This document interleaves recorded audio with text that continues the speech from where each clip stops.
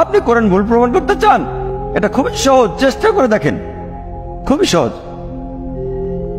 কিছু falsification test আছে যেগুলো সেই সময়ের জন্য যখন কোরআন নাজিল হয়েছিল, আর কিছু এই সময়ের জন্য, এবং কিছু থাকবে শেষ দিন পর্যন্ত।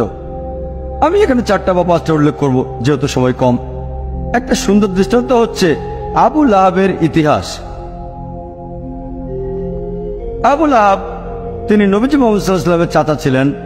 এই নামটা আসলে তাকে দেওয়া হয়েছে যার মানে ধ্বংসের পিতা, আর সে ছিল নবীজির ঘোর শত্রুদের একজন। যখনই কাউকে দেখতো নবীজির সাথে কথা বলছে, সে অপেক্ষা করত। যখন নবীজি চলে যেতেন, লোকটির কাছে গিয়ে জিজ্ঞেস করত, নবীজি কি বলেছে? সে কি কালো বলেছে? এটা সাদা। সে কি দিন বলেছে? না, এটা রাত। সে নবীজির বিপরীত বলতো। নবীজির চিরশত্রুদের একজন ছিল সে রাস্তায় চলতে চলতে অনেক সময় মিথ্যে কথা বলতো নবীজিকে ভুল প্রমাণ করার জন্য। আর পবিত্র কোরআনে একটা সূরাই আছে, সূরাটির নাম লাহাব, অধ্যায় 111, যা আমরা সবাই ভালোভাবে জানি।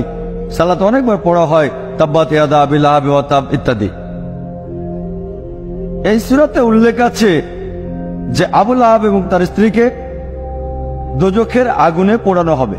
তার মানে কখনোই মুসলিম হবে না, তারা কখনোই ইসলাম গ্রহণ করবে না। এই সূরা নাজিল হয়েছিল আবু লাহাবের মৃত্যুর 10 বছর আগে। যখন এই সূরা নাজিল হলো, একটা কাজ আবু লাহাব করলে, ইসলাম গ্রহণ করলে কোরআন ভুল প্রমাণিত হয়ে যেত। অথচ তার অনেক সাহাবী আর বন্ধুরা সেই 10 বছরের সময় ইসলাম গ্রহণ করেছিল। আবু লাহাব পরবর্তীতে 10 বছর পর বদরের যুদ্ধে মারা গেল। 10 বছর সময় হাতে ছিল তখন। এই 10 বছরের নবীজি তাকে নিয়মিত আহ্বান করতেন ইসলাম গ্রহণ করতে, তাহলে কোরআন ভুল প্রমাণিত হতো। খুব সহজ বিষয় ছিল, শুধু বললেই হতো আমি একজন মুসলিম, এতটুকুই। মুসলিমের মতো তাকে আচরণ করতে হতো না, তাকে নামাজ পড়তে হতো না, শুধু বললেই হতো যে আমি মুসলিম, যথেষ্ট। কোরআন ভুল প্রমাণিত হয়ে যেত। সহজ বিষয়, খুবই সহজ। অনেক সময় নবীজির বিরুদ্ধে মিথ্যে বলেছে, আরেকবার বললেই তো হতো, কোরআন মিথ্যে প্রমাণিত হতো।